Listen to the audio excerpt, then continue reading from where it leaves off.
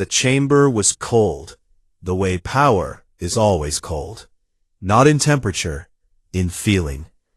200 meters of black stone seating, curved in a circle so wide that the beings at the far end looked like colored smudges.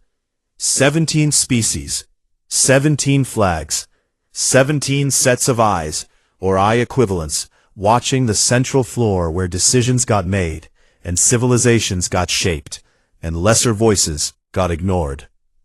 Ambassador Yara Osei sat in row 7, section 9. Junior observer status. That was the polite phrase.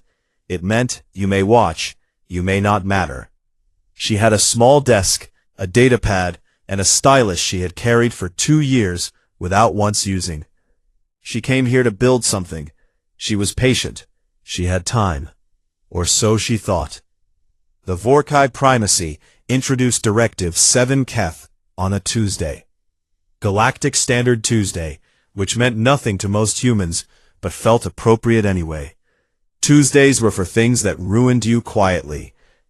Council Speaker Dravathi stood at the floor, 8 feet tall, gray-skinned, 3 sets of arms folded in the arrangement that meant formal presentation, and explained the directive in a voice like gravel being poured slowly into a metal bowl.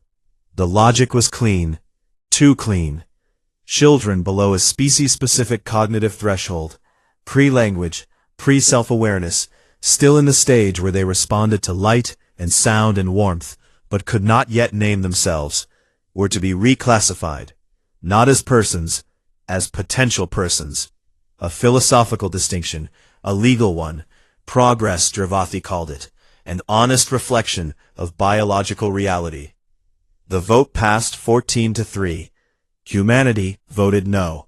The chamber noted it the way you note a fly landing on a window, briefly, then moved on. Yara Osei wrote nothing on her notepad. She just sat, with her hands flat on the desk and her eyes on Dravathi, and the particular stillness of someone who has heard something they will not forget. Kepler 882c smelled like iron and bread when the wind came in from the eastern flats. The colonists who had been there 3 years said you stopped noticing it after a while. The ones who had been there 6 years said that was a lie, that you never stopped noticing, you just started needing it. That the smell was home now, and home was something you carried in your nose. 4,200 people lived on Kepler 882c. It was the kind of colony people built when they were done waiting for permission. Families, mostly. Young ones. The kind of colony where children outnumbered adults, because the people who came here came to stay, and staying meant building forward, not backward. The Vorkai arrived 6 weeks after the directive passed. They came with ships that looked like gray rectangles. No beauty in them, no design philosophy beyond function, and they came with documents. Everything was in order. Everything was legal. The directive was clear. Children under age 7 on any colony world held under provisional Vorkai territorial jurisdiction. And Kepler 882c fell, through a chain of contracts Yara Osei was still reading. Qualified as subjects under the unrealized sentience provision. They took 340 children. For cognitive substrate research. It was in the paperwork. Page 4, subsection C. The parents were not restrained. There was no violence. The Vorkai were not cruel, they were simply indifferent, which is a different thing entirely, and in some ways worse, because cruelty at least acknowledges that what it touches matters. Indifference does not. The children were loaded into transport containers, clean ones, climate-controlled. The Vorkai lead researcher, a being called Dreb 7, logged each subject by number, and turned back to the ship without looking at the parents, standing on the orange dust. Yara Osei received the transmission 19 hours later. She read it once, stood up from her desk, walked to the council floor, and requested emergency speaking rights. Dravathi listened with its auxiliary hearing organs. This was a gesture. Kelhari scholars had documented it in 3 separate papers. The auxiliary organs were vestigial, barely functional, used in ancient times for detecting low-frequency ground vibration. Using them instead of the primary organs during diplomatic speech was the Vorkai equivalent of turning your back while someone talked. Yara Osei noticed. She kept speaking. She laid out the facts, the colony, the children, the contract chain, the legal mechanism by which Kepler 882c had fallen under provisional Vorkai jurisdiction. A mechanism, she noted, that had been inserted into a trade agreement 3 years ago, on page 47, in a subsection about mineral extraction rights, and which no human diplomat had flagged, because it appeared to concern only mineral extraction rights. She asked for immediate return of the children. Dravathi replied that the provision applied. The procedure was lawful. Humanity was welcome to submit formal objection Form 7G for review at the next quarterly session. The next quarterly session was 4 months away. Yara Osei looked at Dravathi for a long moment. Then she picked up her stylus. She wrote one word on her notepad, very slowly, the way you write something you want to remember. She capped the stylus, put it down, said thank you for the council's time, and left. Nobody saw what she wrote. Dr. Savath was old. This was obvious in the way certain beings carry their age, not hidden, not apologized for, just present, like the rings of a tree. Translucent skin over slow-moving blue blood. Eyes that had read more human text than any other living being in the known galaxy. 60 years of study. 60 years of their stories, their music, their wars, their prayers, their jokes. 60 years of trying to understand the thing that made them different from every other species Savath had catalogued. Savath watched the session recording 3 times. Watched Dravathi's auxiliary hearing organs. Watched the vote. Watched Yara Osei's face as the numbers came up on the board. Then Savath opened a personal calendar and began canceling things. Travel arrangements in Vorkai space first. Then a research conference. Then a series of meetings with council archivists that had taken 8 months to schedule. Then Savath began composing a memo, priority urgent, addressed to all 17 council representatives. It was long, specific, full of data and citations and the kind of evidence that takes 60 years to assemble. The council's automated routing system received it, assessed the metadata, and downgraded it to standard. Estimated review time, 6 to 8 weeks. Savath sat very still for a moment, then closed the memo window. Opened a transit booking interface instead. Purchased a ticket to Kelhari space, departure in 3 hours. Started packing. On Kepler 882c, in a small house on the colony's eastern edge, a man stood in his daughter's room. Her drawings were still on the wall. She had been working on something orange, a planet maybe, or a sun, or just a shape she liked. The crayon was on the floor where she had dropped it when they came for her. He did not pick it up. He stood there for a while, long enough that the light through the window moved. Then he took out a comm device and made a call.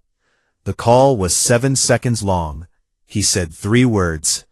Then he put the device away and looked at the orange crayon on the floor one more time and walked out of the room without touching anything. Savath's archive took up most of the ship's cargo hold.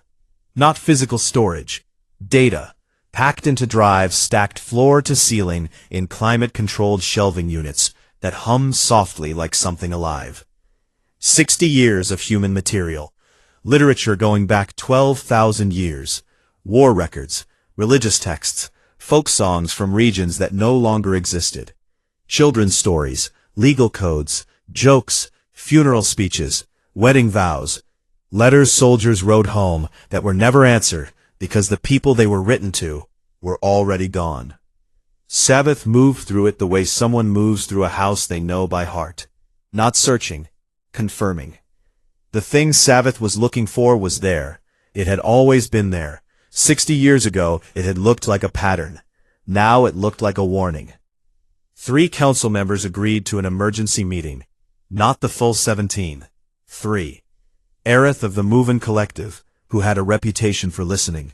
Vor Sen of the Seth Hegemony, who had a reputation for calculating. And Fall, a junior member from a small ocean species called the Dravani, who had attended because Aerith asked, and Fall trusted Aerith more than most. Savith stood at the center of the small meeting room, not a grand chamber, just a room with chairs, a projection surface, and a water dispenser that nobody touched, and laid out 60 years of work in 40 minutes. The presentation was a single question, asked 12,000 ways. In human stories, across every culture, every language, every era, what happens to the being that harms a child? It doesn't survive. Not in any version. Not in the myths, not in the folk tales, not in the modern fiction, not in the true accounts of actual history. The king who hurts a child gets pulled from his throne. The monster that takes a child from its family gets hunted until there is nothing left to hunt. The empire that makes a policy of it falls, and the stories about its falling are told with a specific satisfaction that humans reserve for almost nothing else. Not once, Savith said. In 12,000 years of human storytelling, across every civilization they have ever built, not once does the one who harmed the child walk away clean. Vor-Sen of the Seth hegemony said, stories are not military doctrine.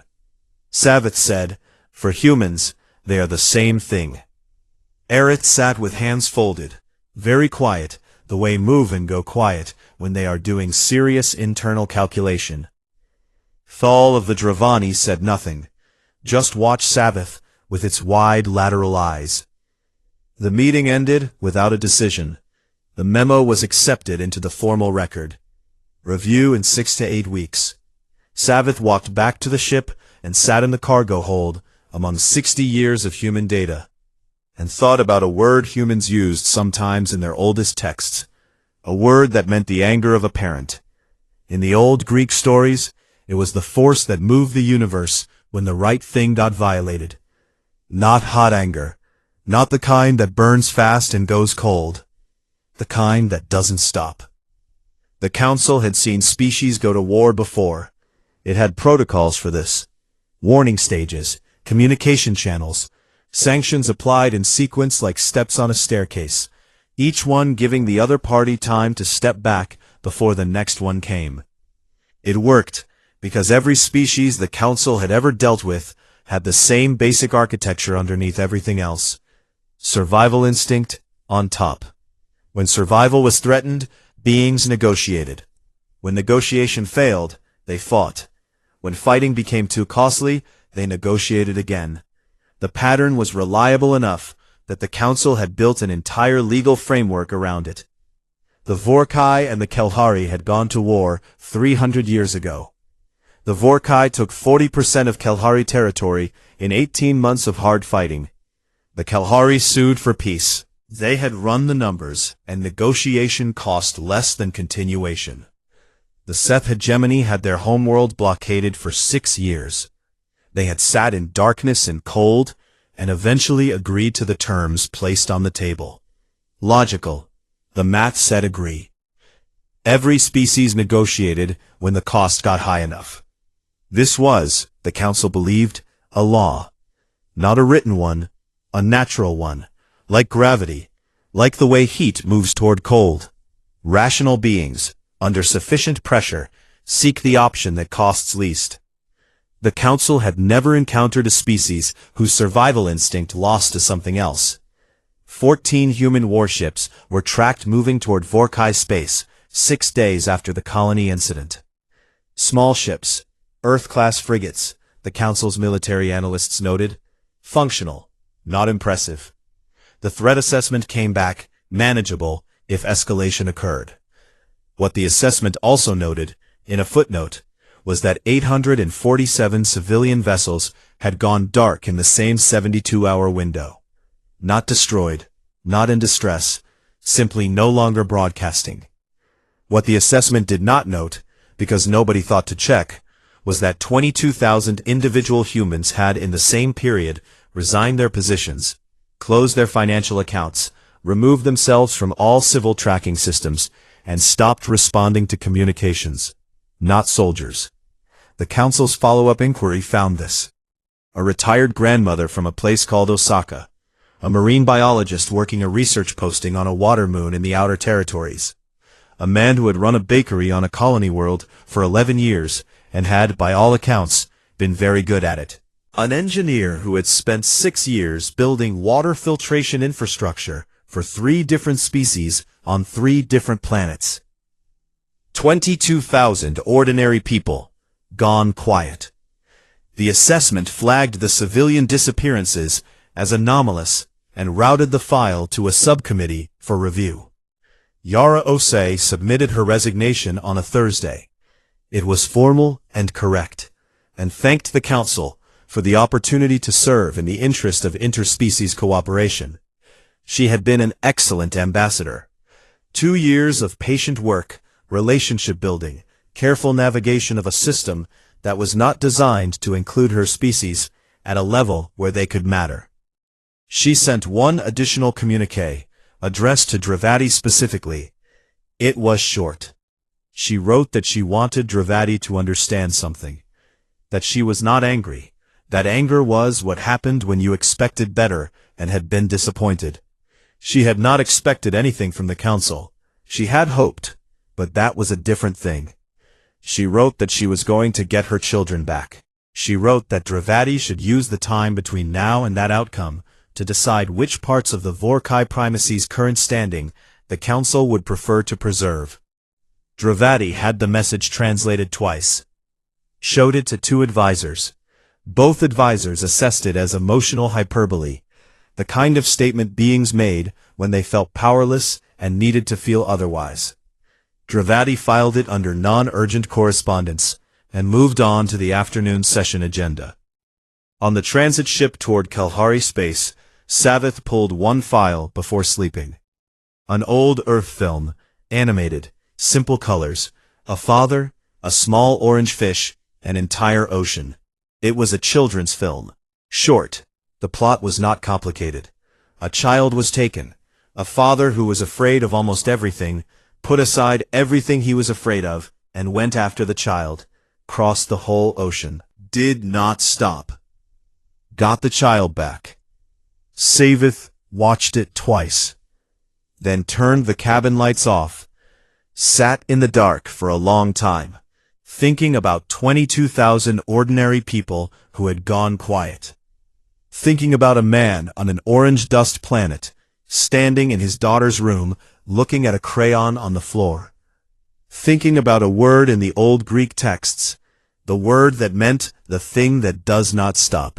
The research station orbited a pale gray moon in the outer Vorkai territories, and it was quiet, the way places are quiet when nothing has ever disturbed them. Drev 7 liked the quiet, preferred it. The work went better without noise. The work was important. Baseline cognitive mapping of pre-language subjects across multiple species. Data that would take 20 years to fully analyze. Data that would reshape the Vorkai understanding of consciousness development and justify the directive on scientific grounds for generations to come. Subject Group 7KFC was comprised of 340 human children between the ages of 14 months and 6 years. They were housed in clean quarters, fed appropriately. The temperature was maintained within human comfort parameters. Drev 7 had been very careful about this. The subjects needed to be healthy to produce usable data. Their distress responses were themselves data points, logged, categorized, cross-referenced with biological markers. They were not harmed. They were just numbers in a file. At 0340 Galactic Standard Time, a perimeter alarm tripped. Drev 7 looked up from a data console, noted the alert, sent a maintenance drone to investigate, and returned to work. The drone did not report back. Drev 7 sent a second drone. It also did not report back. The station went dark 11 minutes later. Not explosively, not violently. The lights went out in sequence, section by section, moving through the facility the way a hand moves closing doors. Power systems offline, communications offline, external sensors offline. The only things still running were life support and the children's quarters. The Vorkai rescue vessel arrived 6 hours later and found the station intact. Every structure, every wall, Every piece of equipment. Nothing broken, nothing burned, no sign of forced entry anywhere on the hull, no debris field, no weapon signatures in the area's residual sensor data. The research team, 43 Vorkai scientists, technicians, and support staff, were found in the common area, sitting in a circle on the floor in the dark, because the lights had not yet been restored. None of them could explain how they got there. The last thing each one remembered was working at their stations. All data drives were blank. 20 years of research. Every file, gone. Not deleted, not corrupted, simply absent, as if the drives had come from the manufacturer that morning and never once been touched. The children were gone. All 340 of them. Gone from their quarters, without a single door having been opened by any method the station's mechanical logs recorded. There was one document left behind. It was printed on paper, actual physical paper, which no one in Vorkai space had used in 400 years. It sat on Drev 7's workstation, precisely centered, as if someone had taken care with it. It was a list. 47 names. Every Vorkai individual who had voted for Directive 7 Keth, drafted any section of it, signed the ratification documents, authorized the transportation of subjects from Kepler 882c, or administered the intake processing at the station. None of them were on the station. Most of them were scattered across Vorkai space, on homeworld, in transit, in their offices and homes and private transports, going about their lives. There was no note, no demand, no explanation. Just the list. The council's emergency session was loud, in the way that frightened beings are loud. Too many voices, too fast, talking over each other, each one trying to solve the thing by being heard first. The Vorkai wanted military response, immediate, overwhelming. An attack on council-protected infrastructure, a research station, operating under legal directive authority, was an act of war. The mechanisms existed, the protocols existed. Humanity needed to be held accountable by force. Other species wanted clarification first. What exactly was humanity's position? What were their demands? Territory? Reparations? A formal apology? You applied pressure. The other party responded with a list of things they wanted. You negotiated the list down. You settled. Arith of the Move-In Collective asked a quiet question. Had humanity made any demands? Silence. The room went through its communications logs, external transmissions, diplomatic channels, formal grievance filings, informal back channels, every method by which a species communicated what it wanted in exchange for stopping what it was doing. Nothing. No demands, no list of terms, no communication of any kind from any official human representative since Yara Osei's resignation letter. They had not declared war. They had not declared anything. They had simply done a thing and left a list. Savith was reached via long-range communication from Kelhari space. The connection was slightly delayed, which meant Savith's face appeared on the chamber's projection screen a half-second behind the sound, which gave everything Savith said a faint quality of prophecy. What are they going to do? The council asked. Find everyone on that list, Savith said. That's all? Savith said nothing for a moment. That's all, Savith said. Over the next 11 days, beings began to disappear. The third name on the list was a senior Vorkai legislative aide who lived on the homeworld in a well-secured residential district. Private security. Monitored perimeter. The kind of protection that made people feel safe. She was there one morning and not there the next. The seventh name was a Vorkai contract administrator who had been in deep space on a long-range survey mission when the children were taken. Legally distant, technically involved only in the paperwork chain. His ship's crew reported him missing during a routine watch change. The 15th name had filed for emergency asylum with the Keth hegemony 6 days after the list appeared. Moved him to a secure diplomatic facility. He was gone in 4 days anyway. Not dead, not hurt. Every being on the list who was found missing turned up within a week, alive, uninjured, simply somewhere else, than where they had been. Stripped of all assets, financial accounts empty, research data gone, professional records inaccessible, political standing dissolved as if it had never existed. Alive, ruined. The Vorkai, after the 23rd disappearance, moved to issue an arrest warrant through the Council for Yara Osei. Yara Osei could not be located. The man with no name, the father from Kepler 882c, the one who had stood in his daughter's room, looking at the orange crayon, found the 12th name on the list on a resort moon in the outer territories. The moon had thermal pools and imported trees and the kind of expensive quiet that beings purchased when they wanted to feel that the galaxy had no edges. The 12th name was on vacation. He sat near a pool with a drink in his hand and his 3 children playing at his feet. Vorkai young, small and chitinous, with bright compound eyes that caught the light. The man watched them for a long time. He watched the way the smallest one fell and got up without crying, and ran back to the others. The way the middle one held a piece of colored rock up to the light to see it better. The way the oldest stayed close to the younger 2 without being asked. The man stood there on the hill above the pool until the light began to change. Then he left. The 12th name was not crossed off the list. He stayed on his vacation moon with his children, and went home when his trip ended, and continued his life, which continued to be a life. Not every human who went dark did the same thing. The man from Kepler 882c had been something else before he became a colonial farmer. And he knew what it looked like when a person couldn't be reached. And he knew the 12th name wasn't that. He made a different kind of call that afternoon. A shorter one. The names stayed on the list, but nothing else happened. Some things turned out not to be necessary. The children came back to Kepler 882c, one at a time, over 5 days. Each one appeared at the colony medical bay without explanation.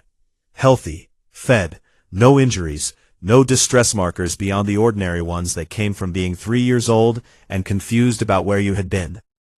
The last one arrived on a Thursday, a girl, 4 years old, with a drawing clutched in her fist, something orange, done in crayon, the paper soft from being held.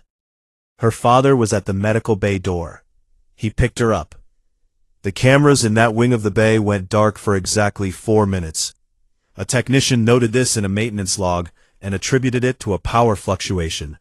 When the cameras came back, the girl was inside being checked by a doctor. The Seth hegemony had survived 800 years by reading power correctly. Not by being the strongest, not by being the most aggressive, by watching, always, where the weight of a situation was actually sitting, and then standing slightly to the side of it before it fell. 8 centuries of careful sidestep. It was an art form. It was why they were still here when 20 other species from their region weren't. Their lead political analyst was named Vethra, and Vethra had not slept well in 12 days. The senior strategy team sat around a table that cost more than most ships and looked at data that wouldn't stop moving in uncomfortable directions. And Vethra stood at the front and laid out what they knew. Humanity had recovered their children. Good, stable outcome, situation over, in theory. Except, the 47 individuals on the list had been found, stripped, and left alive. A choice, not a limitation. Any species capable of removing 340 children from a locked research station without triggering a single sensor could have done something else to 47 specific individuals if that had been the intent. They didn't. They chose not to. Which meant the alive part was a message. Specifically, the alive but ruined part. Not rage, not destruction, something with more patience in it than rage, and more precision, and a much longer memory. Someone at the table asked the question. How long do humans hold grudges? Vethra looked at the research files, all of them. Cross-referenced historical data, psychological profiles, cultural documentation, every piece of Savat's 60 years of work that they could access. We don't have data on the outer limit, Vethra said. The room was quiet. We know they held one for 2,000 years once, Vethra said. We know the children in that story were grown before the accounting closed. The table stayed quiet. Vethra cancelled the Seth hegemony's 3 pending trade negotiations with the Vorkai primacy, and submitted the cancellations through standard channels with no explanation attached. The Council's formal review of events took 3 sessions and produced a document 200 pages long. The core finding was straightforward. 47 Vorkai citizens had been located, all alive, all unharmed, but all professionally and financially destroyed. No charges could be filed, because no crime that existed in current galactic law had technically been committed. Taking assets was not illegal if you could not prove how it was done. Being moved from one location to another was not illegal if you arrived uninjured. The only chargeable party would be whichever beings had done the doing, and those beings remained unidentified. The Vorkai made their argument for military accountability. They were entitled to it. The argument was correct in legal terms. Something had been done to their citizens. Something should be done in response. Arith of the Movin Collective asked a different question. They could have killed them. Why didn't they? The Vorkai representative said this was not the relevant question. The relevant question was accountability. Arith said both questions were relevant, and the second one was more important. Because if humanity had wanted to kill those 47 people, they were already demonstrating the capability to do it without being detected or stopped. The choice not to was not a failure. It was a decision, and decisions had meanings. They were making a point, Arith said, not just taking revenge. What point? Dravathi asked. That they could have, Arith said. Savith's full testimony lasted 2 hours. The chamber was at full attendance. All 17 species, no empty seats, no beings listening with their auxiliary organs. Everyone facing forward, which was itself a thing Savith noticed and did not mention. The testimony covered 60 years in sequence. Savith was old and had long since stopped performing for audiences. The data was simply laid out, piece by piece, the way you stack stones when you're building something that needs to hold weight. Humans were not a collective species. No shared consciousness, no hive authority. Every individual arrived at their values independently, through their own experience. This made them, by every standard metric, more individually fragile than most species, and far harder to govern by simple command. But one exception existed. One thing that cut across every culture, every era, every political system they had ever built. One principle that showed up in their laws, their religions, their folk stories, their instinctive behavior under stress, and their most basic definitions of what it meant to be human at all. The child. Not abstract children, not children as a category, specific children. Any specific child who could not protect themselves. Every human legal code across 12,000 years, Savith said, had built some version of the same wall around this principle. The codes differed in everything else. They agreed on this, not because they were told to, because every culture arrived there independently, without coordination, which meant it was not a value they had chosen. It was a thing they were. You did not start a war, Savith said. You created an accounting, and the accounting is now open. How long will it stay open? Someone asked. Savith said, that depends on what you do now. The 22,000 ordinary humans began reappearing. One by one, over the course of 4 days they came back, restored their communication links, reopened their accounts, returned to their jobs. The retired grandmother from Osaka called her daughter and said she was home. The marine biologist returned to the water moon. The man who ran the bakery opened the shop and had a line of customers waiting. None of them spoke about where they had been or what they had done.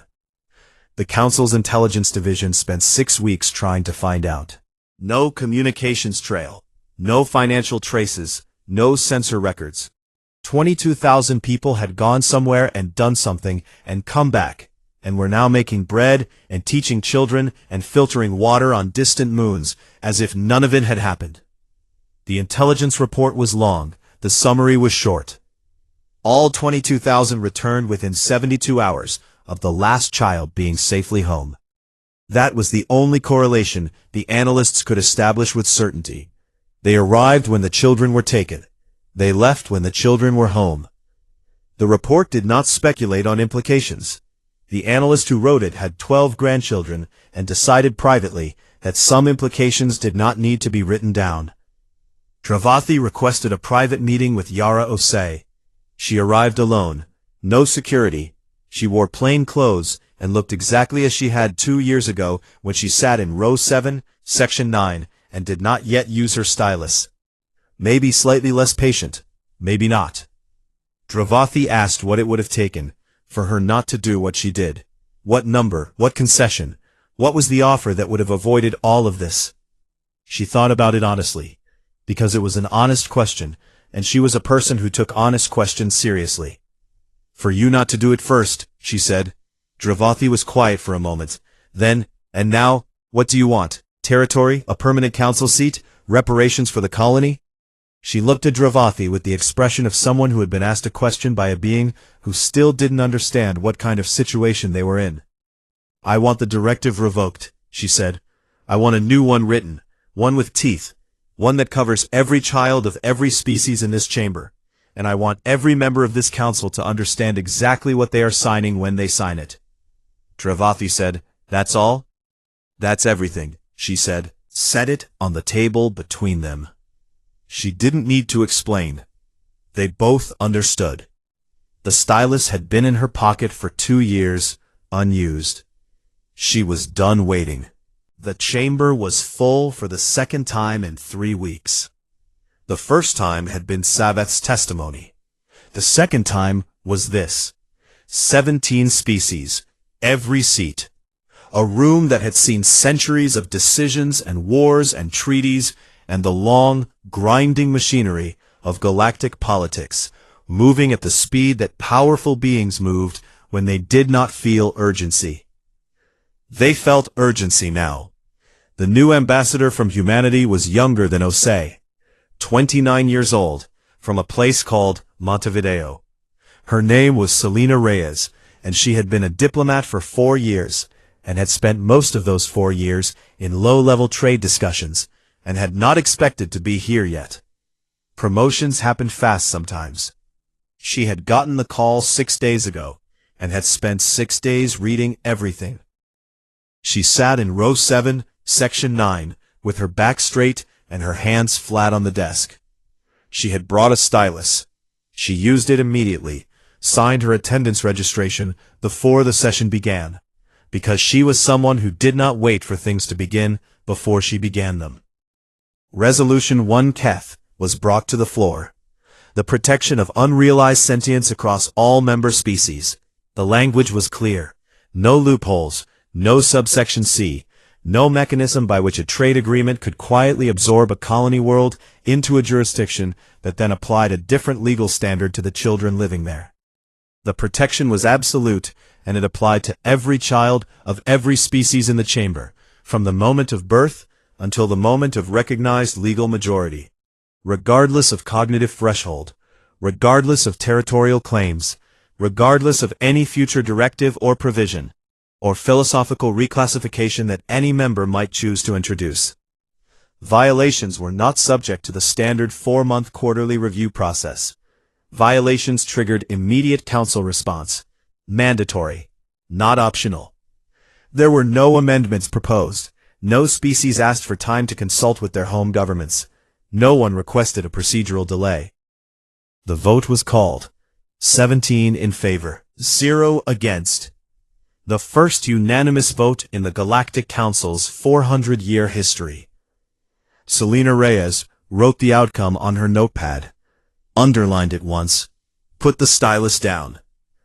Outside the chamber, in the long corridors where the real conversations happened, a young Muvan diplomat named Fental approached Saveth. Fental was new enough to the posting to still ask things out loud that older diplomats only thought in private. Fresh face, genuinely curious. The kind of curious that hadn't yet learned to be afraid of the answers. How did you know? Fental asked. Before any of it happened. You sent the memo weeks before the children were taken back.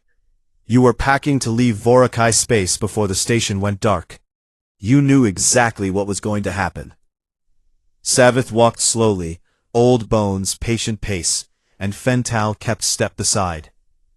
I read their oldest stories, Savith said. All of them. 12,000 years. Every culture with enough records to study. I looked for the pattern underneath the surface, not the plot, the pattern. What pattern? In every story they ever told, not some of them, not most of them, every single one, there is a moment when a child is taken, or threatened, or lost. And in every single one of those stories, something comes after the thing that did it. Something that does not stop.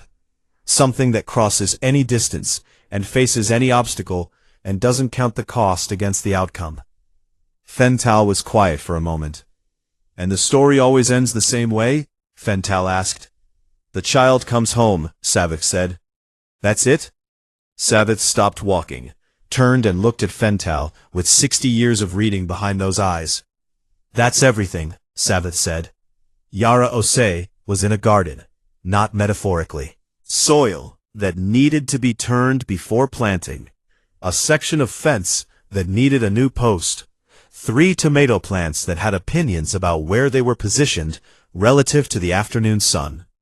The kind of garden that took decades and only made sense if you intended to be somewhere long enough to see it become what you were building it to be.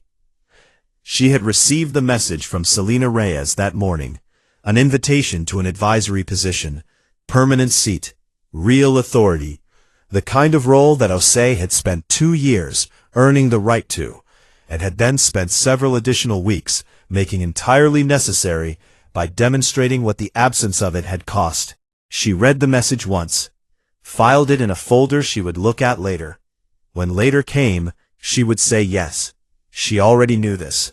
But the garden needed the fence post first, and the tomatoes needed to be relocated, and the soil didn't turn itself.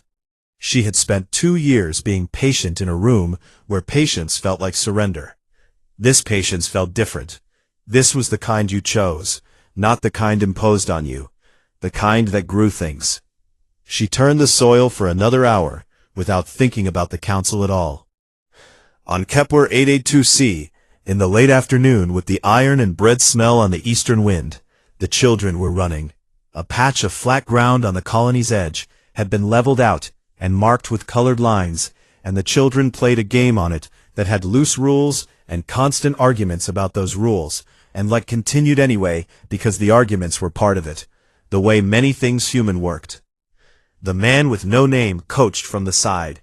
He had a quiet voice. The children listened when he used it, not because he was loud, but because he was the kind of presence that made people pay attention without needing to demand it. A girl, 5 now, with her hair in 2 uneven knots, because she had done it herself and refused help, ran after something with the specific intensity of a person who has never once in her life been afraid. Just certain, in the deep way that children are certain of things before the world gives them reasons to doubt, that whatever she was running toward was worth running toward. She caught it, a ball bright red, too big for her hands, and held it up and looked at the man on the sideline with an expression that could have powered a city. He made a gesture, 2 fingers raised, the signal for good, for exactly right. His face did something that the afternoon light caught and held. The game continued. In the outer Vorakai territories, in a research facility much smaller than the gray station that no longer existed, a researcher named Kev3 was working on a study of deep-sea mineral distribution patterns in low-gravity ocean environments. It was interesting work, actually. More interesting than Kev3 had expected when choosing it 6 weeks ago, with the kind of speed that suggested something other than pure scientific enthusiasm. The data was genuinely complex. The methodology was solid. The ethics review had been thorough. The new ethics review board had 40 items on its checklist. Kev3 had read all of them carefully. Some were standard, some were new, written in language that was very precise about certain categories of subject. and very clear about what happened if those categories were involved. Item 38. Are any subjects of this research the children of humans, or otherwise under the care or protection of human guardians? Item 39. If yes, stop. Item 40. Do not continue. Do not apply for exemption. Do not seek counsel review. Do not consult a legal advisor about potential reclassifications. Stop. Go do something else. Kev 3 had read item 40 twice when it first appeared, had thought about the gray station that no longer existed, and the list that had been left on a workstation, and the 46 beings across Vorkai space who were alive and had nothing else. Then Kev 3 had opened the mineral distribution data and begun to work. The ocean floors of low-gravity worlds were strange and beautiful, and full of things that no one had properly mapped yet. There was a lifetime of work in them, more than a lifetime, more than enough. Outside the facility window, a pale moon turned slowly in the dark, indifferent and permanent, the way moons are, the way certain things are, the way the universe continues on its own business, regardless of what small and temporary things do inside it. The research continued.